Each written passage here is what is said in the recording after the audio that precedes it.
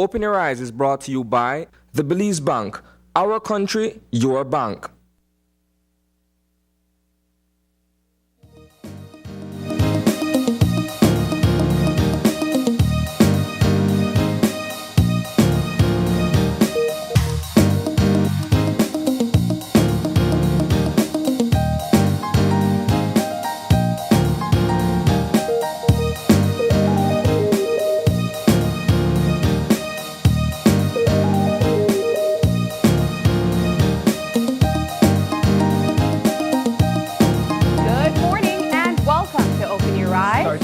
Right? I'm Sabrina Daly. And I'm Paul Lopez. And good morning, Paul. How are you doing? I am doing fine. I almost had a blooper and said, welcome to another edition of Sports Monday. But that's just the tiredness of the week. It's Thursday already, Sabrina. We're almost there, Paul. We're almost at the end of it, and you can get some rest. Oh, yeah. Thank you, Lord. Thank you, Lord. Thank you, No, Lord. but I think it's probably the heat as well that has us feel a little bit more drained than usually.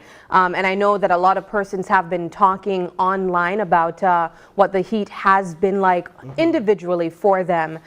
You shared with us an interesting post that was circulating on social media of teachers talking about what it's like in the classroom for children. It's an interesting perspective. It's a story that I think we should explore more.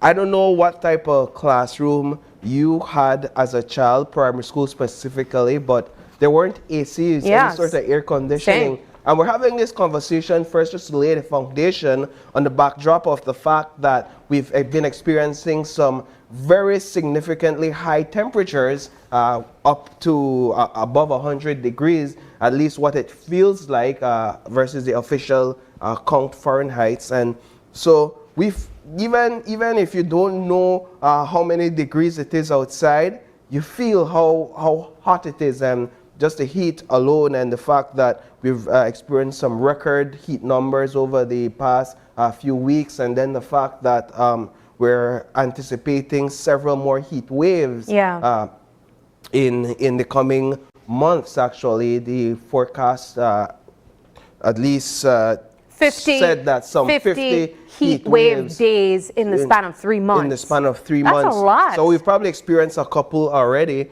But what we saw on Facebook, actually, this one right here, this picture, we could stop there. One teacher from one classroom teacher posted the fact that a student dropped a crayon on the ground, and that crayon seemed to have stayed on the ground for the entirety of the day, or at least for some hours. And when she got back to it to pick it up, she realized that it was melted. Wow. That the crayon actually melted. The heat of the tile, heat of the room melted the crayon.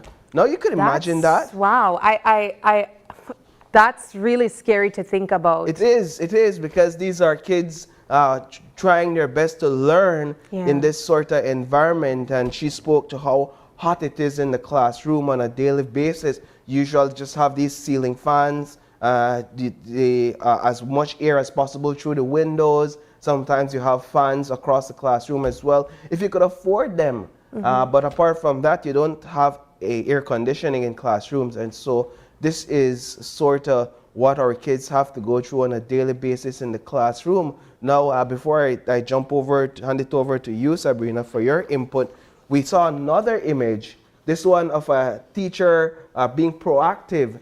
This is Blue Creek. Perhaps it's somewhere down south, if I'm not mistaken. So another image of a teacher deciding, you know what? I have to take action into my own hands. I can't sit down in this class. So she took her kids to the stream, the creek side, to have classes yesterday.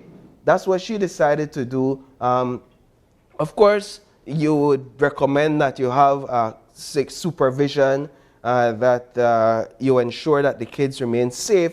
But hey, I rather this. Yeah, and it's not like they're swimming. It's not like they're swimming. They're just in the shade, cooler, in a cooler area, cooler temperatures, in order to kind of beat the heat per se.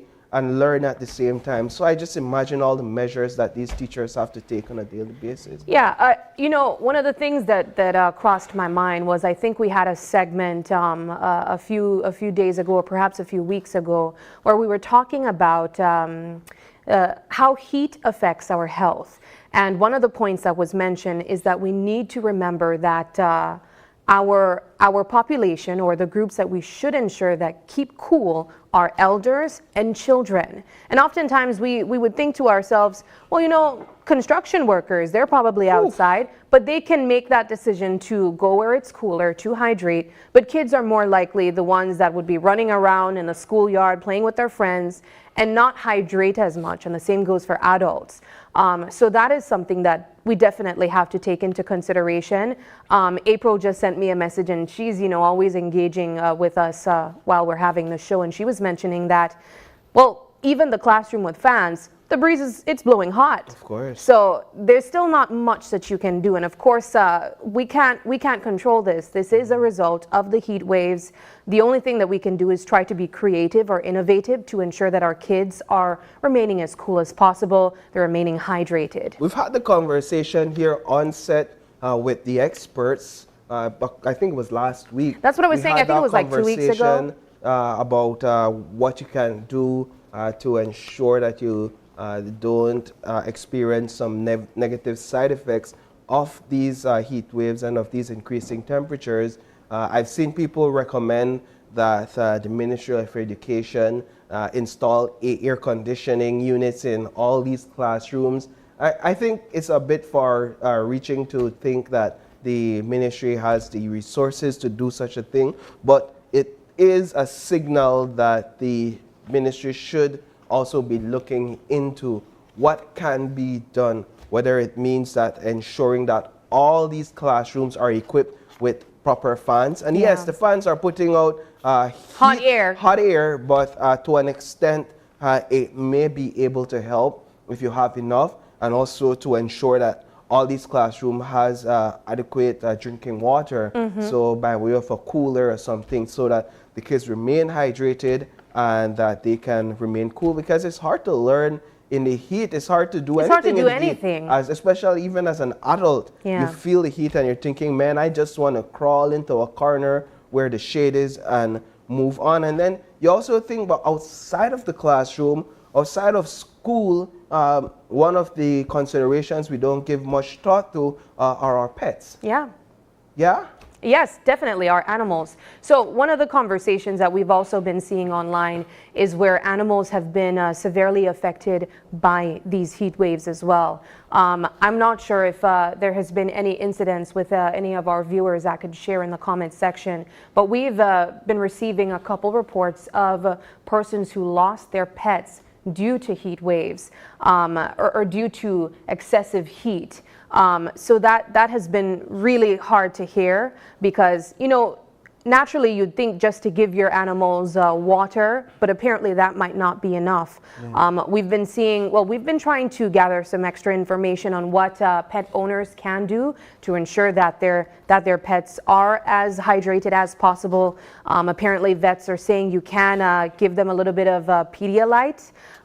You can also dampen a cloth and put it in between their joints, where their joint areas are. If you are able to give your animals extra bath times, perhaps that's something that would be recommended as well. But it's really hard, because like children and adults, perhaps pets wouldn't be ones that would be able to say, hey, I'm thirsty, you know, or I really need this, I'm dehydrated. And because of that, they might be facing negative impacts from these heat waves as well. There are some signs that you could perhaps identify when it comes to your pets. I have a dog, and so I could tell when my dog is exhausted, when my dog perhaps needs an ice cube, and that's one of the practices that I do, giving my dog ice cubes so that you kind of get a quicker relief. And my dog loves a nice ice cube or two and enjoys that, and you can see the dog immediately cools down. You also have to ensure that you have shade. If you're putting your dog outside, whether they're tired or they're running around, ensure that after running around for a long period of time, that there's a place where they can rest. Even better if you bring your dog inside, or if you keep your dog inside, because then there's shade. But then if you lock your dog up in the house, now you have to ensure there's proper ventilation. So there are things you can do. Ensure that they have regular water, access to water as well. These are all things we have to take into consideration with our pets, because it's basically adding another family member. Absolutely, absolutely. So, I mean, as you've been mentioning, Paul, we've been experiencing higher temperatures, and it looks like that's not going to stop anytime soon. So just for persons who are outside and exposed to the heat, try to stay hydrated as much as possible. Try to go indoors, maybe on intervals as well, just to get as cool as possible as well. And you know, Sabrina, talking about the heat, it seems as if we have one animal friend that's trying to escape the heat. In Belize. Yes, that's true. Peggy, the loggerhead turtle, is on a journey, on an expedition. When you said loggerhead, I don't know if you've heard the Creole version of loggerhead. What do we call it? What? Laguahead. Laguahead? Yes. I've never heard Have you ever heard of a laguahead turtle? I've never. Maybe it's a village thing. I don't know. I was going to say bocotora, but I think that's a different laguahead. But what do you know about loggerhead turtles? They usually bring up their head really high. These are the big turtles that I know. As much as I know about them, they lay their eggs in the sand along the shores. Thus, I've seen stories on them. But this one in particular, Peggy, she was tagged by Mar Alliance in 2023 here in Belize, off the coast of Belize. And she's the only female currently being tracked and observed as she navigates through the migration period and season. Well, it so happens that the latest data is showing that Peggy has traveled or is traveling a long distance. Peggy is going from Belize to Florida. Peggy going for a vacation. What I really hope that you mentioned, though, are the comments online. Listen, social media has been buzzing about this story. It's insane that a turtle is picking up so much traction, literally and figuratively, because people are intrigued by her travel, by the distance she's traveled. Peggy Ghana States People without are saying visa. Peggy Ghana States. People are asking if Peggy have visa. People are asking if Peggy they got through the back, or if Peggy is authorized to enter America when she reach. If they'll Border Patrol will turn her back. Listen, there's so many conversations about Peggy, but I think it's good. I love it. I really do. Because it's really putting a spotlight on the conservation initiative. It's putting a spotlight on the importance of this species of animal. It's putting a spotlight on how important they are for us to protect. And a lot of people are getting a sense now more than ever before about these their habits and their nature. Nobody is thinking that when we see a loggerhead in Belize, that loggerhead might be American. Yeah. Might be a Caucasian loggerhead. Might be Caucasian, and you know, and just taking a vacation and decided to lay her offsprings here. That's so true, Paul. I love the humor that you always bring. But yeah, we're hoping to find out a little bit more about what Peggy's journey is like as she migrates. Of course, as you mentioned, this is all a part of her of data collection that Mar Alliance has been doing with these loggerhead turtles, and Peggy is just one of the turtles that we will be finding more about as she migrates over the world. I'm intrigued, and I'm following Peggy's journey 100%. We need to have it's a stage set for a children's book, if nothing else, on Peggy. Peggy vlogs, you know. Peggy vlogs. Peggy vlogs as she travels over the world. We're taking this too far.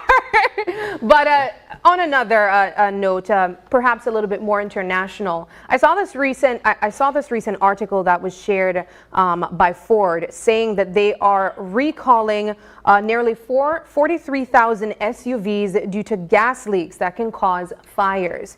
Now, of course, this is something that's interested to us because we do have Ford vehicles here in Belize.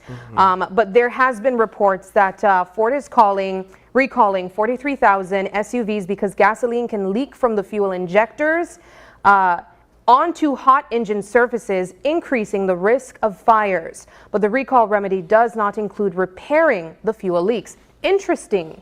Yeah. That is interesting. Now, for persons wondering what are the years or the models of these SUVs, the recall covers certain Bronco Sport SUVs from the 2022 and 2023 model years, as well as Escape SUVs from 2022. All have 1.5-liter engines. So that is interesting for persons who might be importing their vehicles and decided to take that leap and get a later model Ford SUV. In the versions that they mentioned, you might want to take that into consideration. And according to the report, the company has already documented at least 5 underhood fires and 14 warranty replacement of fuel injectors, but no reports of crashes or injuries. So it seems to be an issue with the fuel injectors, and it might be something where we in Belize say, oh, we could fix that. Yeah. And we have a culture.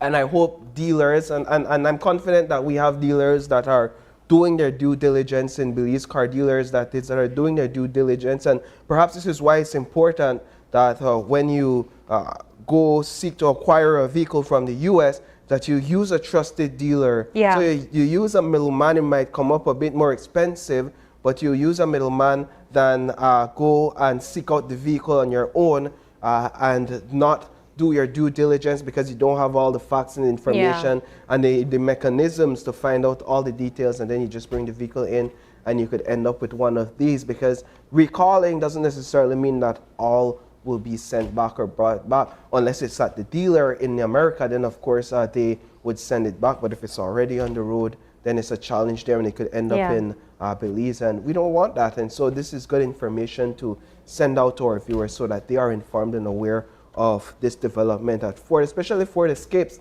We have a lot of Ford Escapes in Belize. I had a Ford Escape. My car crash was with a Ford Escape. It's a common vehicle in Belize.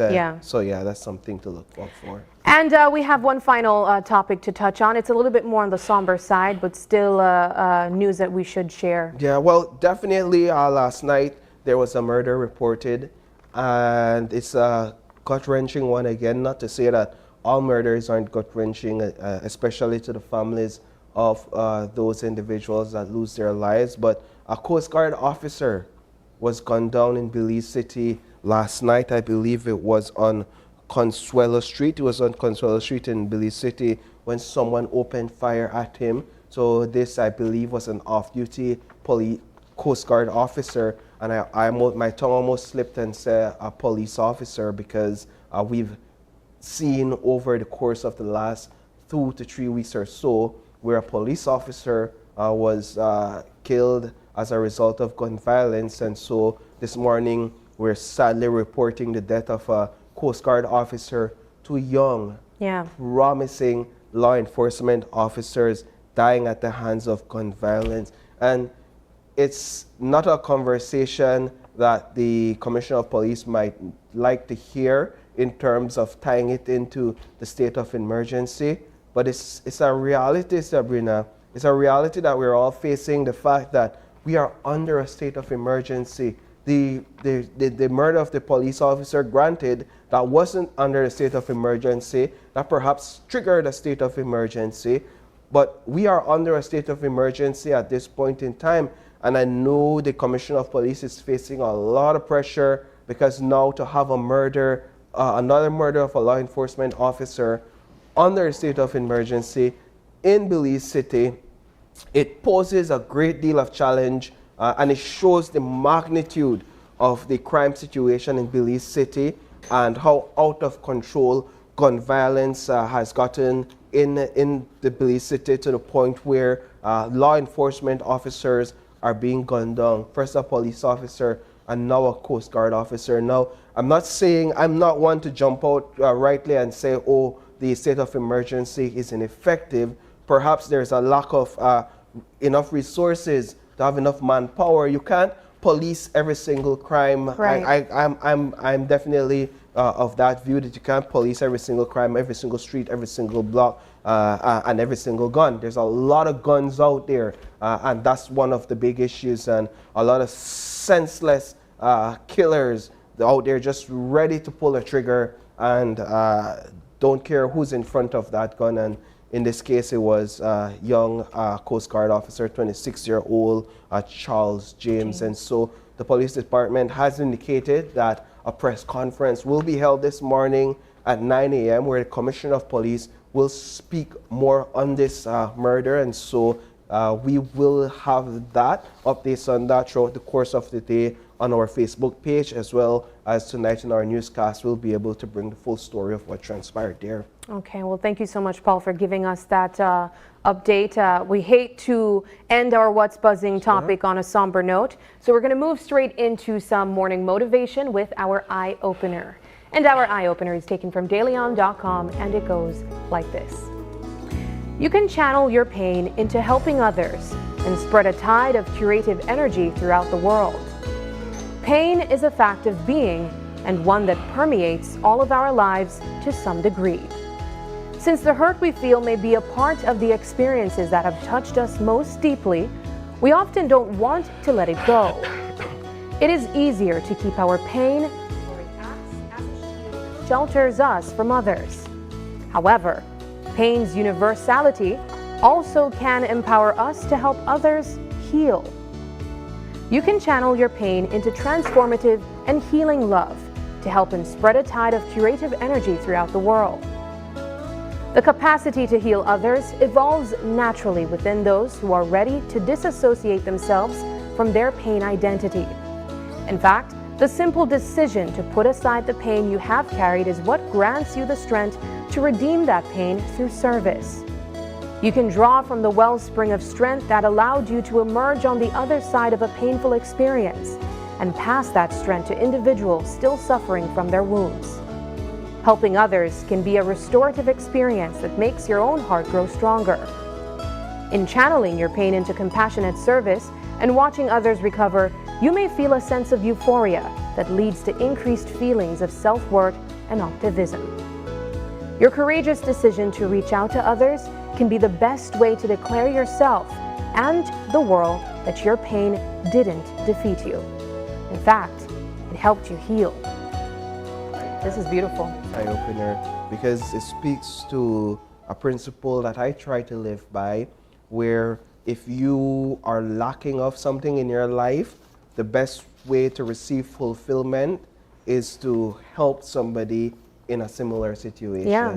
So if you are lacking of finances, for example, and you find somebody desperately in need, and you have $5 and that person, you know it's your last $5, and the person needs a couple of bucks and you give them, it's hard, but you feel a sense of fulfillment and a level of optimism that even in my trying times, I still was able to help somebody. You know, when you are hurt and you find somebody hurting as well, and you're able to kind of suppress for a moment that feeling of hurt to comfort somebody that's hurting as well.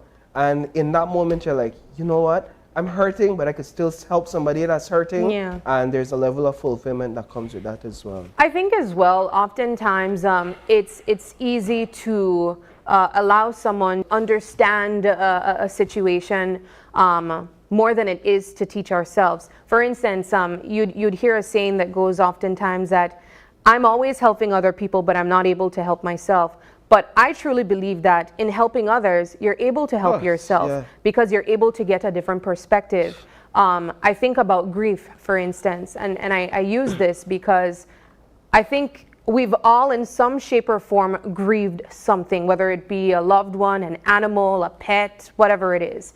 And even in cases like this where violence, we're talking about this morning, there are persons that are grieving, but if you're able to reach out to someone else that might be in that same situation, you can get some perspective because you can understand that, okay, yes, you may have lost someone, but think about the life that was lived. Think about the moments that you shared with that individual, and it gives you a different perspective in doing so. I can say for a fact that I've done that for my own healing journey, and in other ways as well, I've also incorporated that. So I agree. One of the life coaches and financial advisors I listen to religiously, Dave Ramsey, he has this quote that he always uses. He says, you always get what you want in life when you help enough people get what they want in life. I love that. And that has stood true, and that has stood the test of time. Yes, absolutely. Well, moving into our weather update to get that official report on probably how hot it's going to be. We're going to be getting that update from our friends at the National Meteorological Service. And as we've been mentioning, it has been hotter days. We're experiencing numerous heat waves, and we will be continuing to experience that in the span of 3 months. But just to get that official one for today throughout the next few days, we're going to be providing you with that now. Good morning, Belize. Generally fair and warm conditions prevail. The 24-hour forecast for Belize and her coastal waters calls for sunny skies today with a few cloudy spells, and high temperatures today are expected to reach 89 degrees Fahrenheit along the coast to 95 inland and 82 over the mountains. Tonight, the skies will be partly cloudy, becoming cloudy at times, with low temperatures of 78 degrees Fahrenheit along the coast to 68 inland and 62 in the higher elevations. Little to no rainfall is expected today over most areas except for thunderstorms developing over inland areas during the afternoon or evening. Tonight and tomorrow morning, expect a few showers and isolated thunderstorms to develop over most areas. The winds will blow from the northeast at 10 to 15 knots and the sea state will be choppy. A high tide will occur at 11:14 a.m. followed by a low at 6:46 p.m. Another high occurs at 4 minutes to 1 tomorrow morning and a low at 5:54 a.m. The sun rises at 5:39 a.m. and will set at 6:08 this evening. The moon will rise at 7:50 this morning and set at 9:27 tonight. The outlook for Friday and Friday night is for cloudy intervals along with a few coastal showers.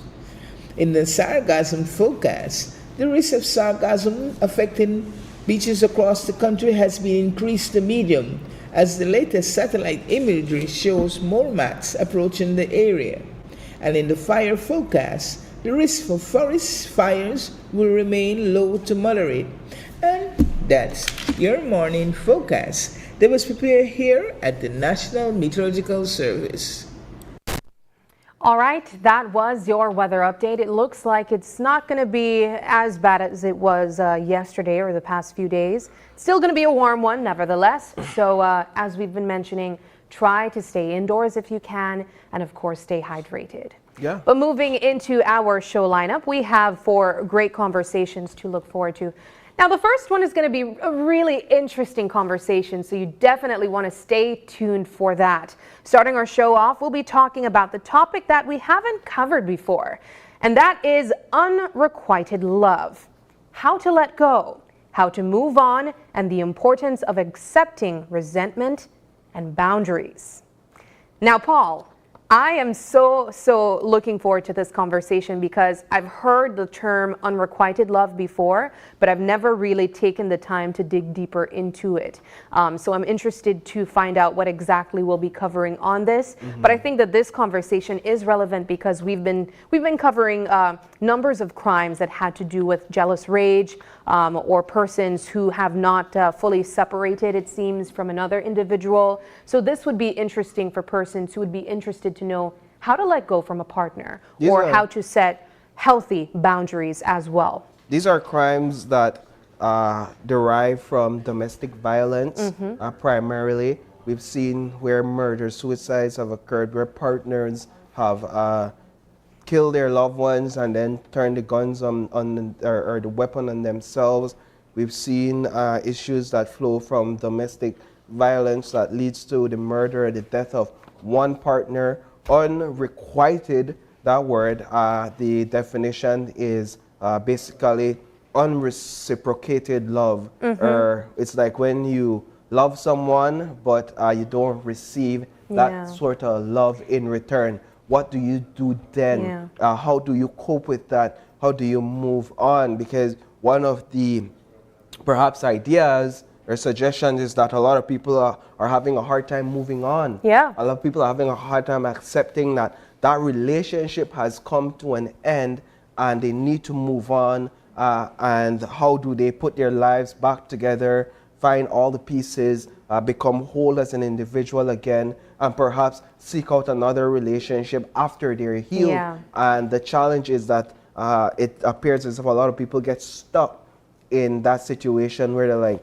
oh, the life is hopeless and the future is hopeless. And it's interesting because the national gender policy that we talked about, I think it was on Tuesday, it highlights some very important things, and I challenge you to give it a read. I took a read of it yesterday, and when it comes to domestic violence, there's a couple challenges that the system faces. One is that one is that the domestic violence unit, it identifies the domestic violence unit as needing more staffing and needing more personnel. So while in Belize City, the domestic violence unit operates on a 24-hour shift with 2 sets of officers. In other parts of the country, 8 to 5. it's 8 to 5. And so what you end up happening is that untrained police officers, because if you're in a unit, you're trained to operate in the unit. So when I say untrained, I mean officers that are not trained to deal with domestic violence.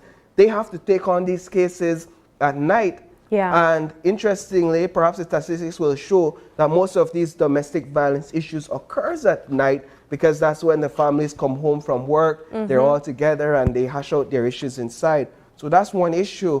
The report also notes that there isn't enough shelters. So whereas during, before COVID, there were 3 main shelters for domestic violence survivors or victims to seek shelter and help and to be restored. Now the case is that during COVID, 2 of those shelters were shuttered, and so there appears to be 1, according to the And report. that's not enough for an entire country. So there's a lot of work to be done in that area, and that's for the victim side. But in terms of individuals that are The perpetrators or those that find it hard to let go, it's not a simple fix as to say, hey, just let go, man. Just left the woman and go deep in the sea. It takes me to that saying that goes, if you love the person, you let them go. Yeah. That's a lot harder than people think a lot of it people is. are saying, Yeah. if I can't have you, nobody else have you, and then that leads to some very, very serious action. And so we'll have a counselor and psychologist in to speak with us on that matter, to talk about the psychological aspect of that. Very interesting conversation. Absolutely. And in our second segment, we'll be talking about Earth Journalism Network. Yeah, so Earth Journalism Network, another great one. They're in for another one of their annual trainings. So a couple of our news reporters are taking that training. And in our third conversation, we have Young Baker in Belize. Young Baker, we're going to talk about it when we get to that conversation. Yeah, well, one of the final conversations that we'll be talking about is real estate. And we'll be having some real estate agents who will be talking to us about Mekwatak real estate. Yeah, are you into purchasing some property at this point in time? What are the rates? What are the risks? How would you be able to afford real estate in this market as a young person, first-time landowner, first-time homeowner? Have you seen that meme that goes, I wish I would have known when I came out the womb to buy a piece of land then? Well, do you see the meme where the guys are partying in the club back in the 80s and says that this is what my grandfather was doing when everybody else was out purchasing land at dirt cheap prices? I love that. I love that. But we got to take our first break, and when we come back, we'll be having our first segment, as we mentioned, that's all about unrequited love, setting boundaries and letting go. Stay with us. We'll be right back.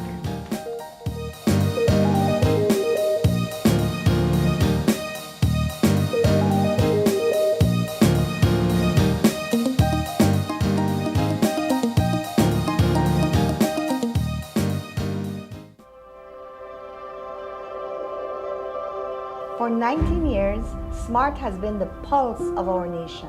A journey of growth, innovation, resilience, and unity. From the first call that bridged distances to the data that brought us closer than ever, SMART has been there, weaving threads of connection across our beautiful land. we have been active in providing innovative solutions to enhance our customers' lifestyles. Over the years, Smart has developed and provided various services to meet customers' needs. To the dreamers, doers, and the believers, thank you for making Smart a part of your story. For 19 years of trust, loyalty, partnership, and shared experiences. As we celebrate 19 years of connecting lives and dreams, let's keep the rhythm alive. Together, let's continue to shape our future one connection at a time. Come and be a part of the Smart family, where we empower you and our country today, tomorrow, and beyond. Smart, bringing people together.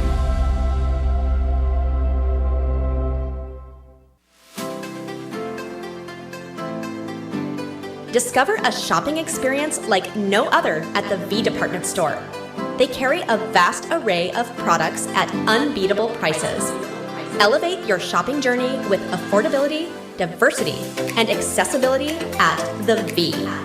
Conveniently located at 1745 Coney Drive in Belize City.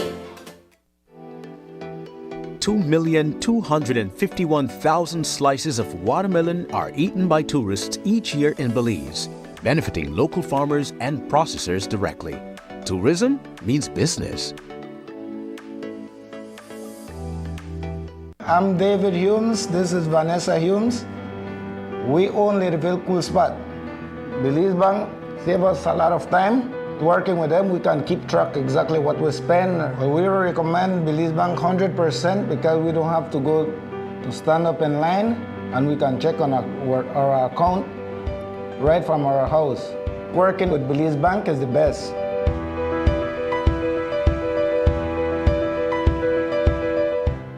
From now on, when you visit Uno, you will experience an A+ power in all fuels. Dynamax Plus, the formula with the ultimate technology in additives, provides an A+ power and A+ performance. Dynamax Plus, A+ power and A+ performance to reach further with less fuel consumption. Dynamax Plus, available in all fuels. Uno, a different energy. Prepare for the heat and stay cool with a Reamer-Gree air conditioning unit from Benny's. Choose the right BTU unit size for your bedroom or living room and enjoy complete comfort. You can also save money with an inverter unit that is energy efficient. When the heat is on, stay cool and comfortable with an affordable, dependable AC unit from Ream or Gree. Available at Benny's. Quality and savings. Are you looking for low-cost television advertising? Have we got a deal for you? Advertise on Channel 5's Daily Classifieds. Channel 5's Daily Classifieds is one of the most effective methods for introducing yourself and your business to the community. Use our Daily Classifieds to recruit employees, promote specials, promote your products or services, promote a business opportunity, increase traffic to your website, and advertise items you have for sale. Let us help you to save valuable time and money.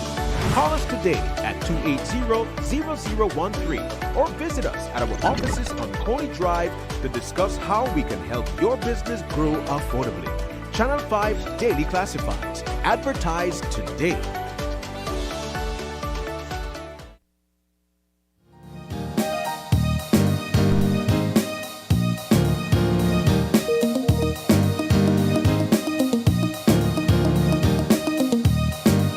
Welcome back. We are having our first conversation, and as we mentioned, this is going to be a really interesting one.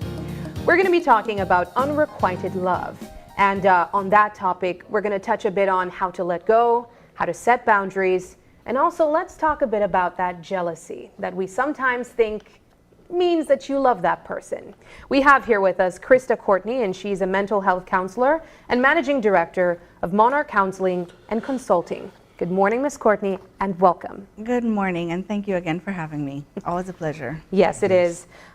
This is such an interesting but timely conversation, Ms. Courtney, because we were just talking before the break about how relationships are these days for both young and older persons. The culture these days seems to be that a lot of people are in complicated relationships. Some call it situationships as well. But ultimately, it boils down to unhealthy forms of relationships. Perhaps we can touch on that before we get into how to set boundaries, how to let go. Certainly. Relationships is a big topic. There are absolutely a million different facets to talking about that topic, but when it comes to things being complicated, I hear a lot. I'm a mental health counselor, so I have a lot of clients. We also have a group practice, so there's other clinicians who also have clients, and the trend, even in the research that's now kind of coming out, is that dating for millennials is, you know, a lot different than what courting and dating was like so many years ago. It'll be very interesting in 15 to 20 years when they study this particular time period, because if you recognize the boom of the internet, social media is really in the last 20 years. Absolutely. It hasn't been 40 or 50 or 60. This trend is speeding up. And I think part of what, and I'm not a researcher in this particular area, but when we look and try to see what is fueling it, one of the things is that information, quality information, is now so much harder to find. It used to be, it was your only option because it had to be published, it had to be vetted, it was an encyclopedia. And even that was updated almost annually if you had the latest one. And then they started to digitize some of those things and you had to be members of libraries, etc. But it's so difficult to find quality information. Now the information that people are more readily exposed to is someone's opinion. Or someone's experience. And it's very valuable when people share their experience in a way that is informed and comes from a place of healing or, you know, some type of work that they've done with a professional and they share that journey. But when people are just sharing so often, you know, this happened and that happened, and it can make people feel very anxious and very scared. And what I see being demonstrated a lot in relationships where things get tough is that there's an imbalance of power that people are struggling with. There is this fear that if I don't monitor your every movement, that if I don't know exactly what's going on at all times, that you're gonna do something that's gonna hurt me. And people are really reacting in relationships out of a lot of fear and insecurity. Do you think that, I mean, I think it goes without saying that that comes from an individual issue versus a couple's issue. Would that be fair to say? Not exactly, but certainly I, as an individual, my collective experience, my lived experience, things that I've seen close around me or experienced vicariously through other people who I care about, would be something that would absolutely, that's what I bring to the couple or to the relationship. And a lot of times people are really just unaware of how events in their lives, even the things that they saw growing up as normal, how that impacted them. How does one address or identify and address jealousy in a relationship? So it's really tricky. There's always going to be a little bit kind of in the beginning that's sort of within normal range. When you're establishing the rules of engagement, you're establishing what you're comfortable with and what you're not.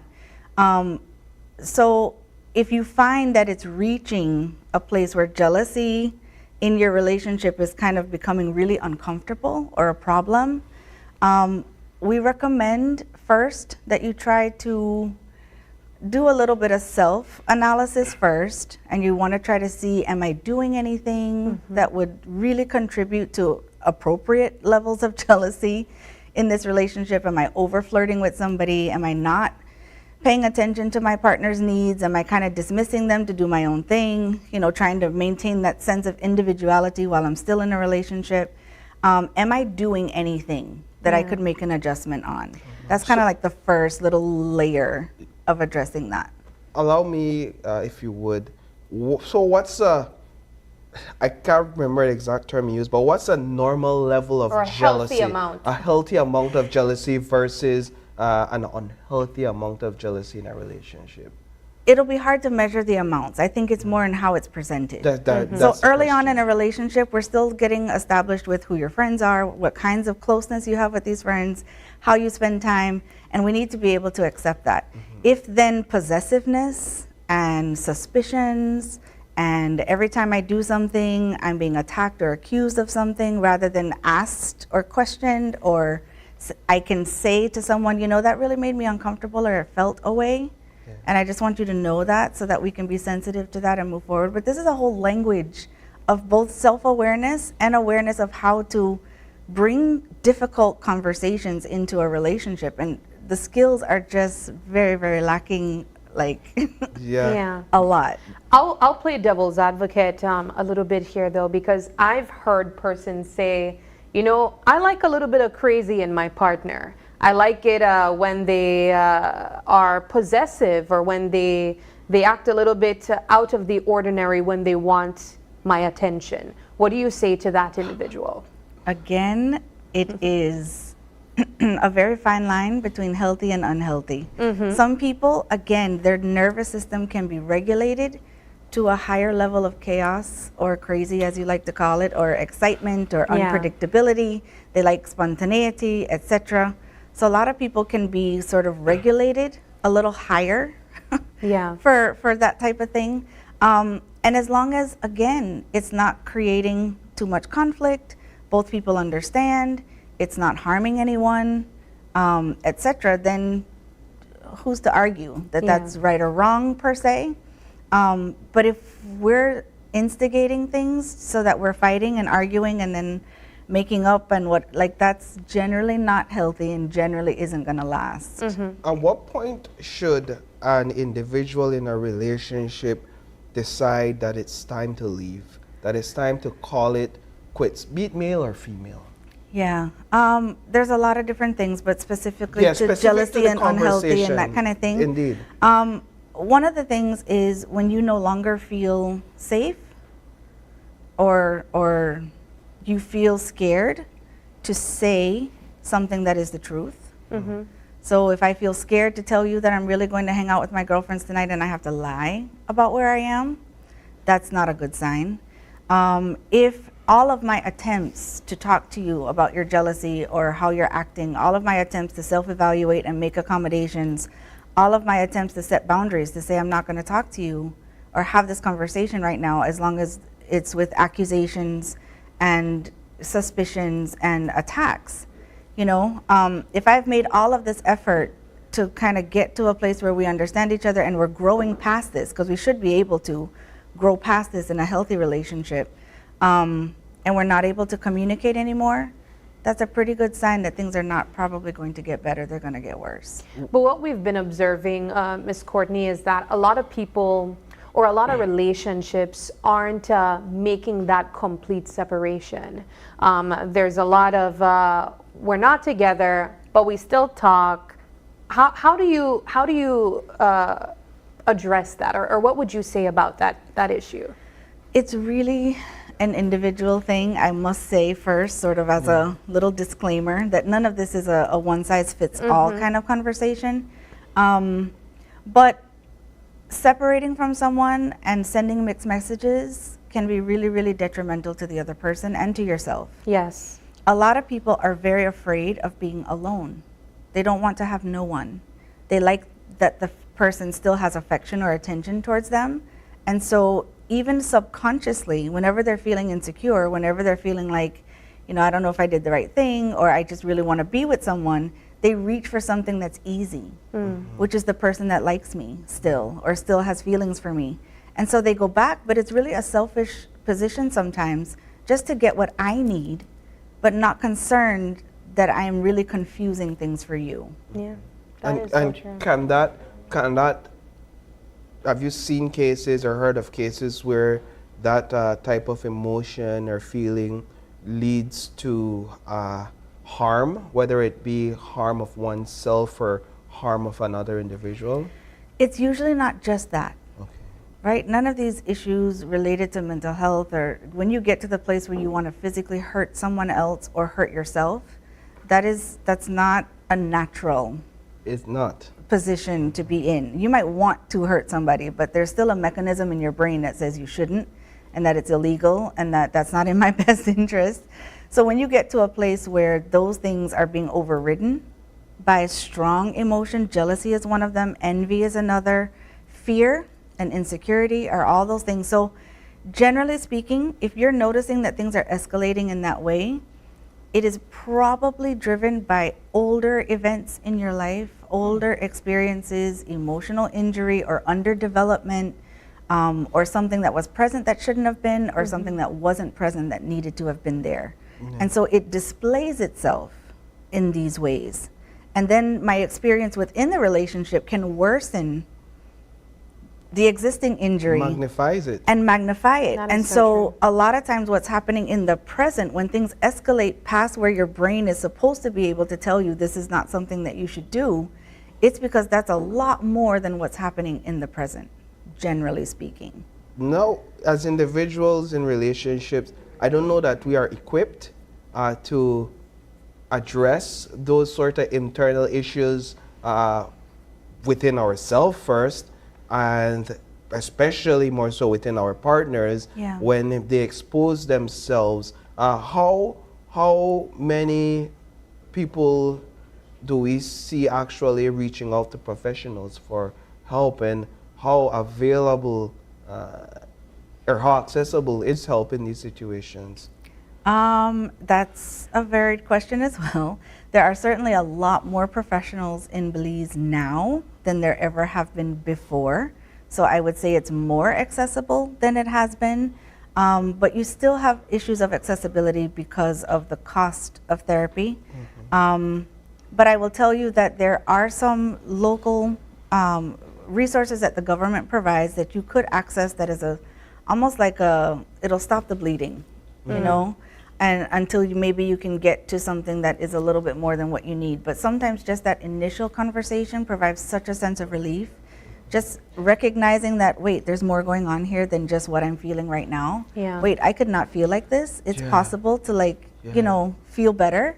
Then people generally can hold on a little bit longer until they can get into something that works for them. But the resources are more available than before. And we continue to advocate for additional resources and for mental health to be prioritized in the health scheme, which we're seeing mental health even in their shift with mental health and wellness being added to their portfolio with the National Mental Health Plan that was launched last year.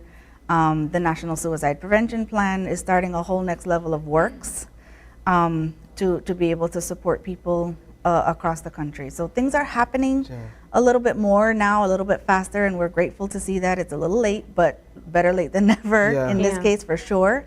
But there are resources, and it really is just a matter of finding the right person that you connect with, that you feel safe with. And if that's not the first therapist that you see, please try another one before you give up. We talked about it a bit, but I'd like to go back to it a bit more on jealousy. To talk a bit about what you've seen based on your experience that jealousy does to someone, an individual, psychologically, on an emotional level. What does it do to an individual? And I think it's important because we may have viewers that are identifying certain feelings or are having certain experiences, but not too certain about what it is, and they may also be able to relate. Right. So jealousy itself is on a list of emotions or feeling words, right? So there's a ton of feelings that we can have. And it's also possible to be feeling more than one thing at one time. So what triggers it, right? So like anger, we know, is triggered by fear and hurt. So if I'm feeling angry, it's because something in me has recognized that my feelings have been deeply hurt, or there's something about the situation that makes me scared. Scared that you're disrespecting me, scared that this might not work, scared that, you know, like it could be an emotional fear, it could be an actual or literal fear. I've never thought about that. So when you're angry, if you can kind of sit down and calm down a minute and think, what is it that hurt my feelings, or what it is it in this moment that I'm scared of? Generally, you can address the root of the anger and not try to just compress the anger and like hope it goes away. Yeah. I feel healed already. I know that was it. That was Information eye-opening. is power. It's a Information is good power. shit. So jealousy has roots in both fear and insecurity. So it's like, what is it about this situation that makes me feel like I'm not enough? And if my interactions with someone is continuously making me feel like I'm not enough, there's either something in me that I need to address, or there's something about the way this person is handling me, and this might not be a healthy situation for me. Wow. So an individual may, just by their actions, have you feel less than you actually know you are. Absolutely. Or that you were. Now, people can't necessarily, I mean, this is real technical here, Yeah, so yeah. Go right ahead. I'm going to be brave and hope that it's not misunderstood or misconstrued, but people generally can't make you feel something. So I don't make you feel, but if I do things that trigger a feeling that already exists, that is really what we're saying. You make me feel like I'm not worthy. What we're saying is there's something in me that already feels a little unworthy in this situation, and when you do that, it brings triggers. it out a little bit more. So there's two parts to all of this. There's the part that I might need to do, and there's the part then that you might need to do to be sensitive to the fact that this is something I'm actively working on, or this is an issue for me. But the work is mine.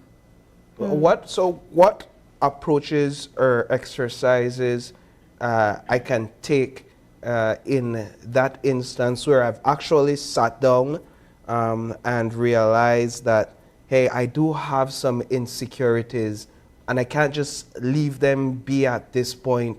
What can I do? Go to therapy. Yeah. I mean, if you can't afford therapy, it's not accessible to you, you can research some self-help books on dealing with the topics. I mean, get informed. And again, we have both quality and, I don't want to curse on TV, but like really crap information accessible to us. So you might need to maybe look at what the top researchers in psychology are recommending on this particular topic. We have everything at our fingertips, literally.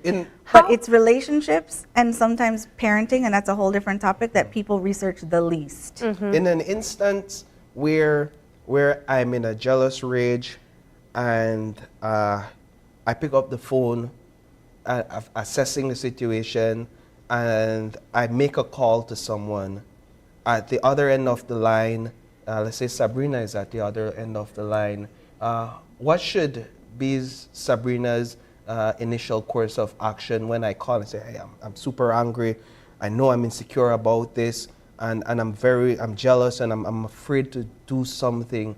What should be Sabrina's initial reaction? That's tough. Yeah. Should be there are some listening. answers, yes. Initially, again, in that moment, if somebody is expressing big emotions, there's usually not something that you're going to say that's going to fix it. So what we need to be careful of is when people are experiencing big things that we don't understand, a lot of times people respond out of their own fear for what you're sharing. So you share this with me and all of a sudden I feel responsible to do something to, like, you know, to fix this, to make sure this doesn't escalate. But people don't know what to do. Right. So initially, listening is always, tell me more. What happened? Are you somewhere safe? So we want to ask if they're in a safe place. If they're talking about hurting themselves, it's like, really? Okay. Or hurting someone And else? yeah, is there anyone with you in the room? We want to try to just like get a little assessment of where you are. Like, send me your location. Talk to me on the phone, because sometimes getting it out, expressing it, somebody hearing it and not judging it, or telling you, boy, just go pray about it, or boy, not do nothing stupid, or, you know, these kinds of things can sometimes, if your relationship dictates that and you know that that person will respond to that, by all means, do what works. But if you're unsure, less is more, but being present on the phone, not trying to rush them off, where you at, it's okay, you know, let's take a minute here, do some deep breathing, maybe sing the ABCs, because it helps you actually get the air out of your lungs so that there's more room to take in air if people are like really heightened. Because if you can slow down a person's breathing, help guide them through that, it sends an immediate message to the brain that I'm safe. Like, even though I feel really disrupted, I'm not in danger at this moment. We've been talking about several issues that could affect a relationship negatively, and one of the big solutions that you were speaking about, Ms. Courtney, is therapy. How important is therapy to couples, whether you're in a toxic relationship or you're in something that is more on the healthier side? Should you still reach out to someone and get regular counseling if you can? 100% yes. It cannot, I mean, it should not do harm. But if you think about it this way, in the past 15 to 20 years, our access to information has expanded exponentially. But one of the things people also experience is just an overload of information. And people are not as, unless they practice it on purpose or they have some reason to be doing deep work or to focus deeply on anything, to investigate, to learn, to get more information or to research, etc. A lot of people are just kind of quick. If I don't get it in 60 seconds, like I'm not gonna get it. Yeah. And so in that way, just like people are looking for fast ways to lose weight or fast ways to get abs, there is no fast way. The fast ways generally don't last because it's not a part of your routine, it's not a part of your lifestyle. Yeah. So therapy, you think about it, is like a personal trainer for your brain and emotional balance, for my logic and my feeling, because I need to be able to feel what I say I believe. And oftentimes there's a disconnect between that. So like I know I'm worthy, I know I'm good enough, I know I'm valuable and I don't deserve this type of treatment, but somehow I feel like I can't move, I feel stuck, I can't leave. What'll happen? You know, how's this person gonna be okay if I leave? They're gonna, you know. So there's a lot involved. And so a therapist can assist you with channeling the information to you that is specific to your needs, where you are, specific to your set of lived experiences. So some people will pull a self-help book and say, oh, that didn't work for me, because it wasn't really speaking from the same level of experience that you have had. Maybe you don't relate to it. And so people get tired of working so hard to try to figure things out on their own, and they just can't do it. It's like no matter how much I read, no matter how much I try, no matter how much I this is still happening.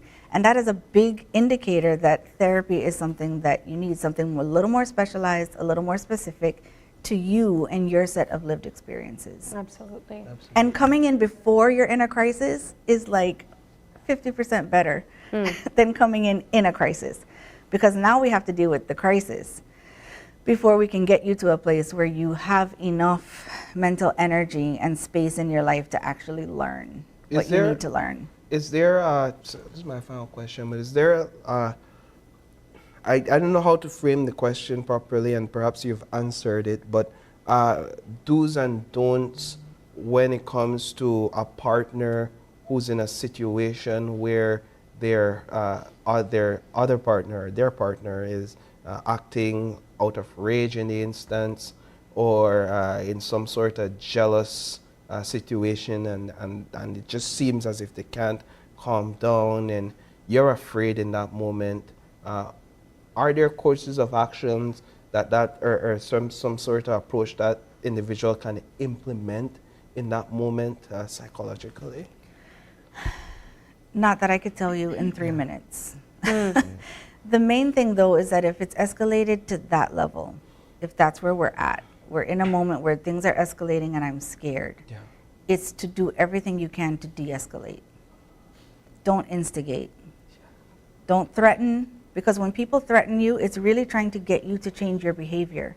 But if people have already become what we would consider dysregulated, they're not fully in control of themselves, that is not the time to teach a person a lesson. That's not a time to tell them about themselves. That's not a time. But people do it automatically because that is what their brain determines is the best way to protect themselves. Defense. Yeah, and you don't get to choose that. And so it's a good idea if you see these indicators to avoid that escalation. But certainly in a moment where things are escalating, try to de-escalate. Once you've de-escalated sufficiently, even if it's the next day, get out, get to somewhere safe, and then address that with people between you. Yes. Not trying to fix that on your own.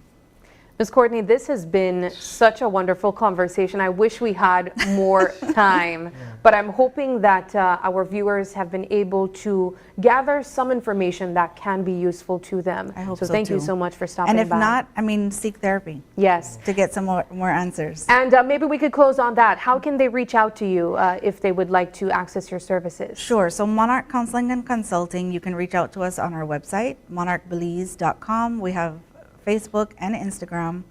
We also welcome WhatsApp messages or calls at 670-6080. You can also find all of our therapists and any other therapist that you might like to find if we're not the best fit for you at mindhealthconnect.com. Excellent. Thank you so much for stopping by. Thank you again for having me. Thank you so much. Alrighty, we're going to take a really quick break, and when we come back, the conversation will switch over to Earth Journalism Network. Stay with us. We'll be right back.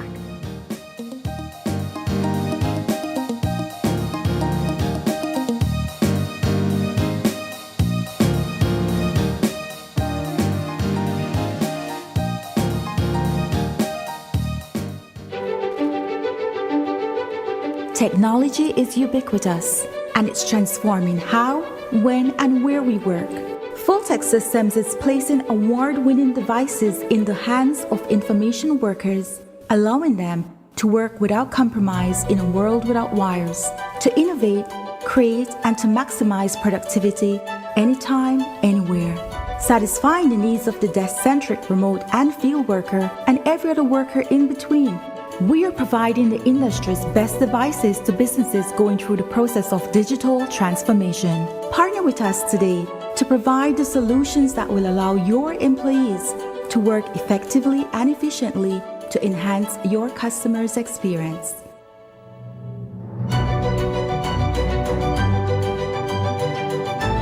Fulltech Systems, your technology center, where you'll come for the price but stay for the service. Hi, my name is Lincoln Fowers and I work at UMall. 100% I will recommend Belize Bank mobile banking to everyone because it saves time, money and gas price because gas price is high right now. Belize Bank mobile banking just make life easier.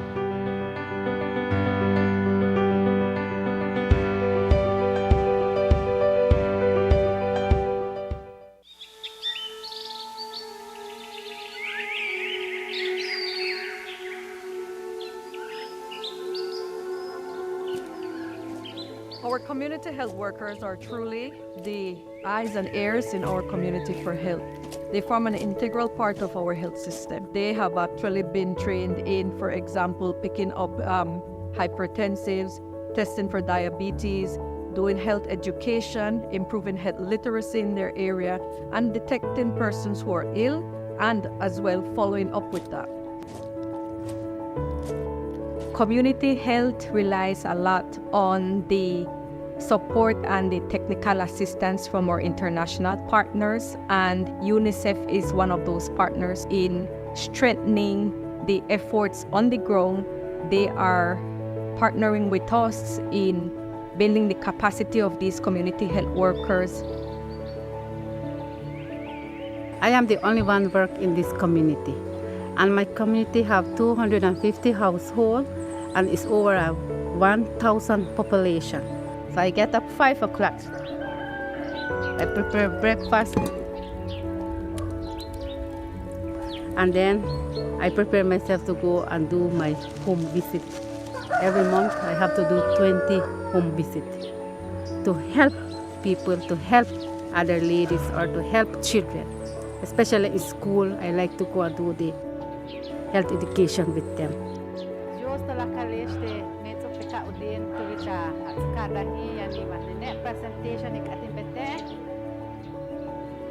It is important to be a health worker, even though it's a hard time sometimes. I find they come like anytime, but I'm ready to go with them and see what is really happening to them.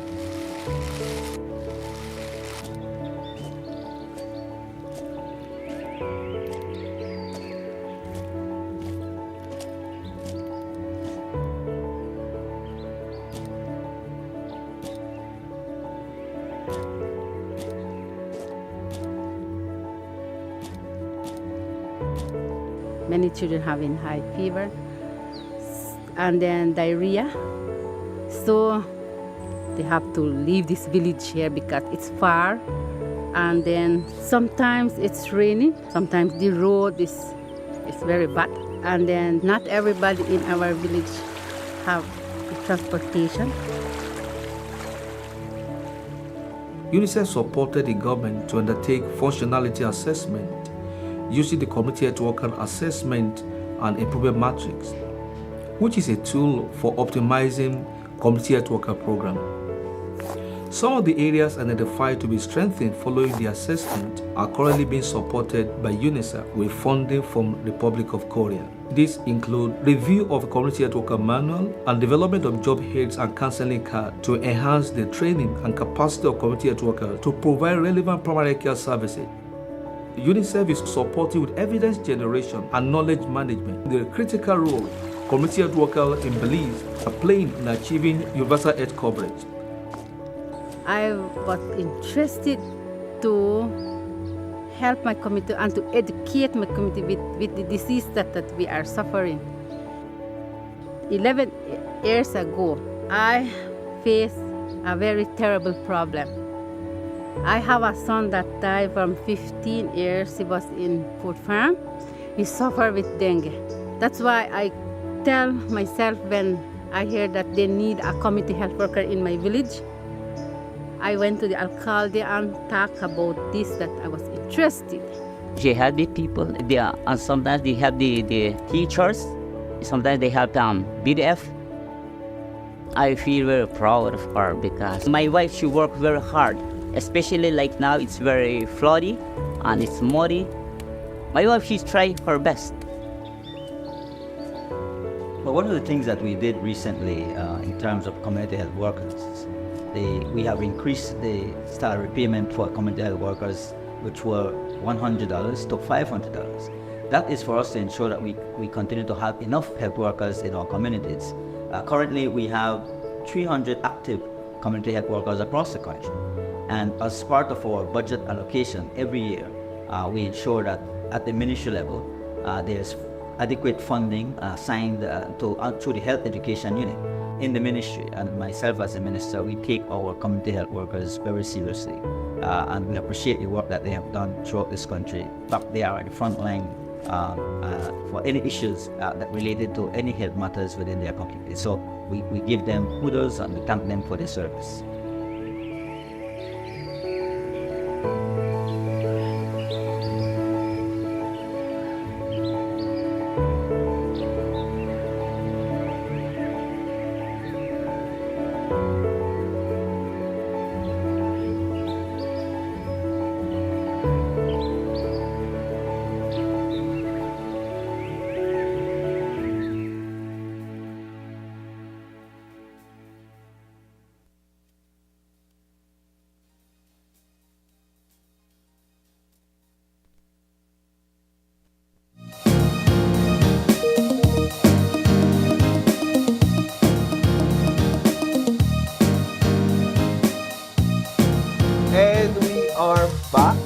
Is our second conversation for this morning, and it's all about the Earth Journalism Network and a face that I'm quite familiar with, none other than Sam Strumsky.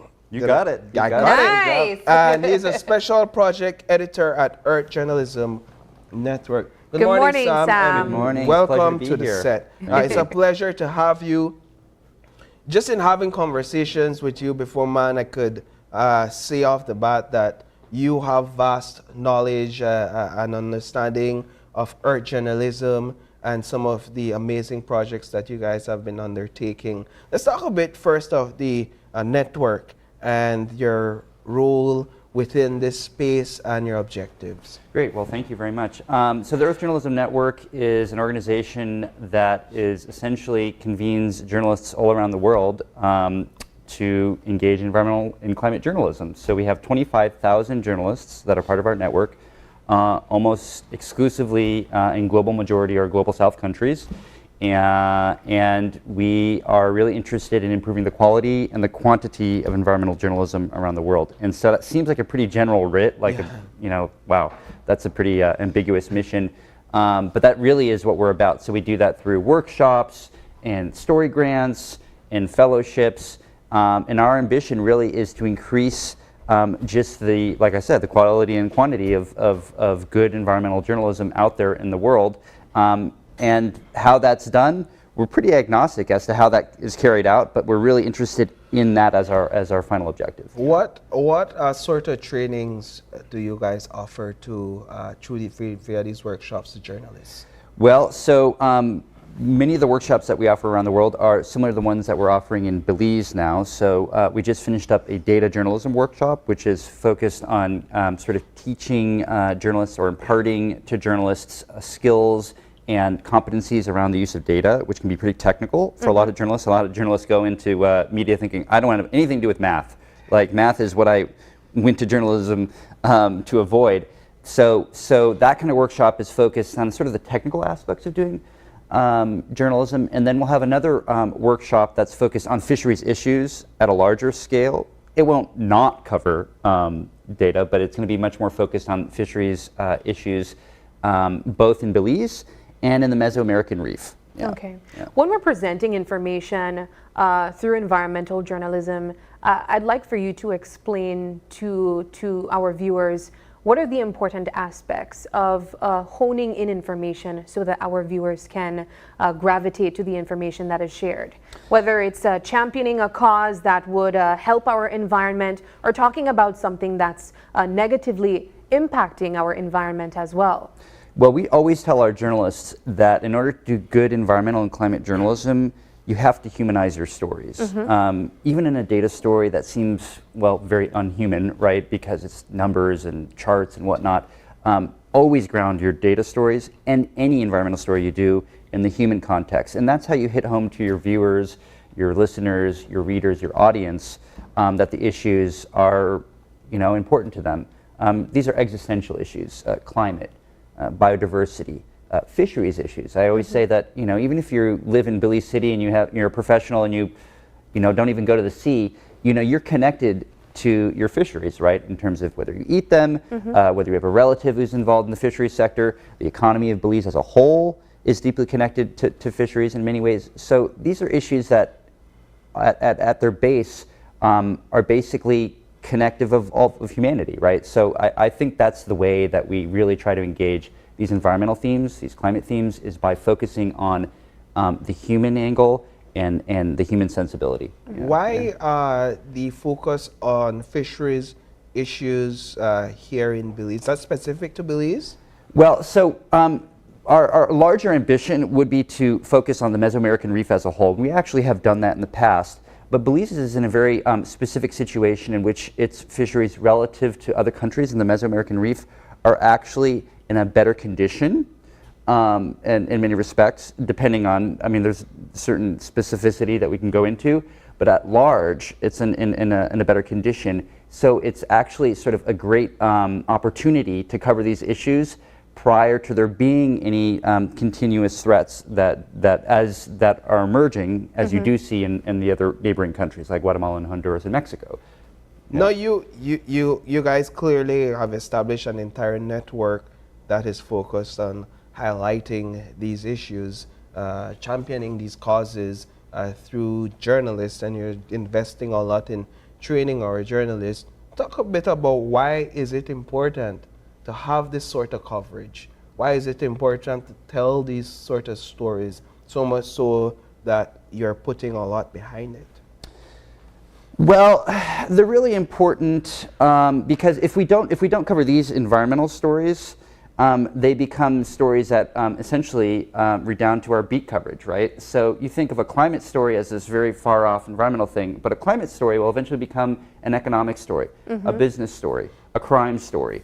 And these are essentially different lenses of covering the same thing. And so we say if you cover biodiversity issues, fisheries issues, climate issues, you're actually at the forefront of covering the types of stories that will eventually become part of a beat reporter's normal portfolio of work, which is going to the street to cover the next crime, going to the street to, cover an event that you would never imagine would be perceived as being under one of those typical sort of stereotypes for a climate or environmental story. That's interesting. I never thought of that, actually. Yeah. But for persons who take part in this workshop and training, how can they do so? Well, so we've actually already had, our workshop is filled up right now, and so that's, it is what it is. I mean, it would be great if we could actually offer opportunities for journalists throughout the country, throughout the region on a rolling basis, but we're actually filled up for the time being. But I will say this, the Earth Journalism Network has a rolling opportunity call, so please check out our website at earthjournalism.net, and our opportunities listing is it's updated all the time. So we have grant calls and fellowships and workshops throughout the region.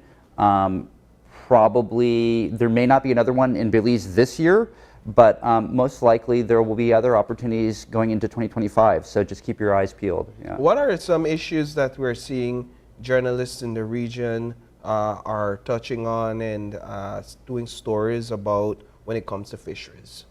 Well, so fisheries is, again, one of these transactional issues, right, that puts together issues about government and policy and economics and trade. And so we're seeing, and crime, of course, we're seeing lots of journalists cover issues about declining fishery stocks. This is a big thing throughout the region. The effects on small-scale fishers and their families, the human effects of that, including things like migration. We're seeing stories about industrial fisheries as well, so the fisheries that's happening further off the coast. We're seeing and how that is declining in many parts of the region as well, which of course leads to economic hardship. We're seeing stories about climate change making conditions for a lot of these fisheries, for instance, not just lobster and conch, as in the case of Belize, but many of these other fisheries that are reef-based, that live in these reefs, and coral reef systems are changing. We're seeing all these stories that may at first seem like biology stories or science stories become sort of transectional and bring together economics and policy. And again, like I said, these very human stories. We had a lot of the most interesting ones that I've been seeing recently are about human migration. I mean, small-scale fishers that simply can't make ends meet in many regards that are migrating, and that's and whether that's exclusively a climate story or exclusively a biodiversity story because there are no more fish to catch, we can't say that for certain, but it is a story about that has a very different tinge to it, a very different angle, right? Talk a bit, if you would, about the grants that you make mention of, the grant opportunities that comes under EJN.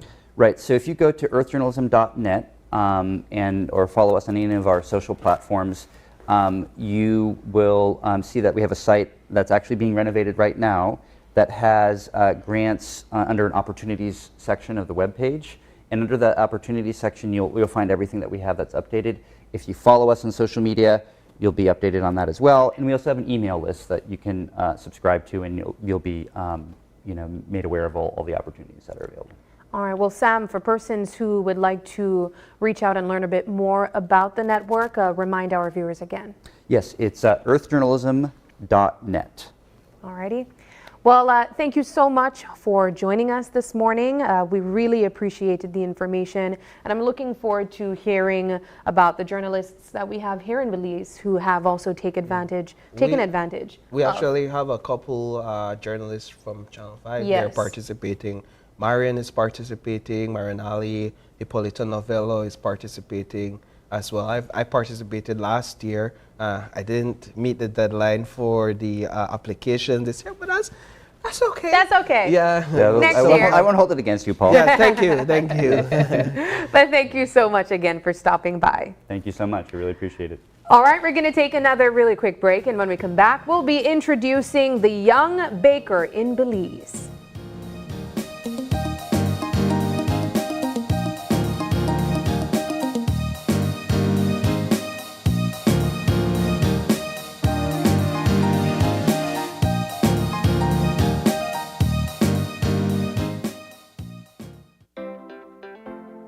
San Ignacio, All the preparations have been made.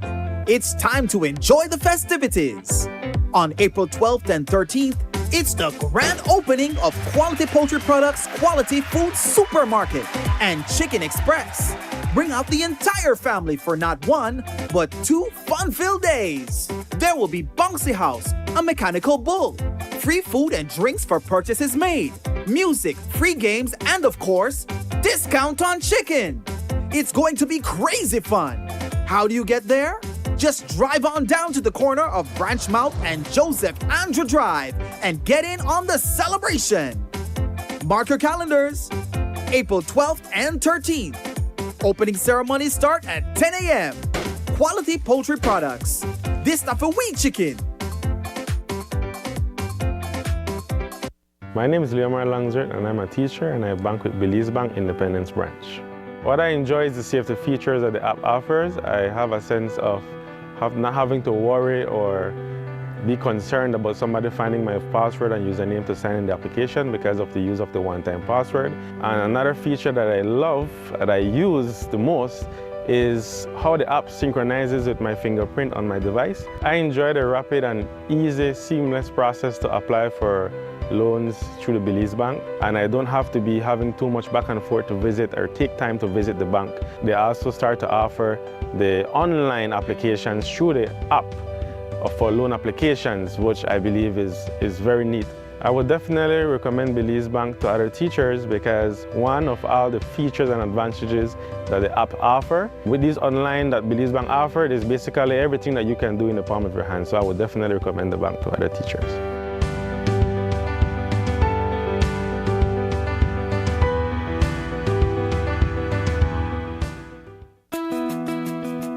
La formación del Centro Neurológico del Hospital Galenia es que esas enfermedades que son altamente complejas y que muchos de nuestros pacientes tenían que emigrar hacia otra parte de la República u otra parte de México ahora puedan ser atendidos aquí. La atención quirúrgica en el centro neurológico se forma dentro de un grupo multidisciplinario que incluye tanto neurólogos, médicos internistas, ortopedistas, neurocirujanos, pediatras. Y este esfuerzo que se ha realizado para conjuntar todos los especialistas es para siempre brindar al paciente un abordaje multidisciplinario y transversal. Evidentemente, mientras más rápido podamos llegar al diagnóstico de los pacientes, más rápido podemos tratarlos, resolverlos y por ende mejor resultado vamos a tener al final. Entonces creo que la prioridad y el fundamento principal de un proyecto como este es justamente eso, que no se pierda tiempo de forma innecesaria para poder al final del día llegar al mejor de los resultados con un tratamiento completo, integral y oportuno. Y las visiones desde diferentes perspectivas nos permiten tener pues el mejor tratamiento y la mejor opción para el paciente. Tenemos la capacidad técnica, operativa, profesional y la infraestructura de poder establecer una atención neurológica de alta calidad.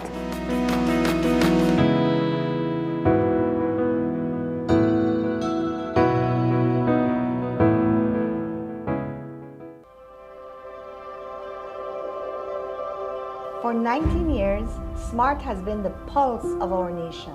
A journey of growth, innovation, resilience, and unity. From the first call that bridged distances to the data that brought us closer than ever, SMART has been there, weaving threads of connection across our beautiful land. We have been active in providing innovative solutions to enhance our customers' lifestyles. Over the years, SMART has developed and provided various services to meet customers' needs. To the dreamers, doers, and the believers, thank you for making SMART a part of your story. For 19 years of trust, loyalty, partnership, and shared experiences. As we celebrate 19 years of connecting lives and dreams, let's keep the rhythm alive. Together, let's continue to shape our future one connection at a time. Come and be a part of the SMART family, where we empower you and our country today, tomorrow, and beyond. SMART, bringing people together.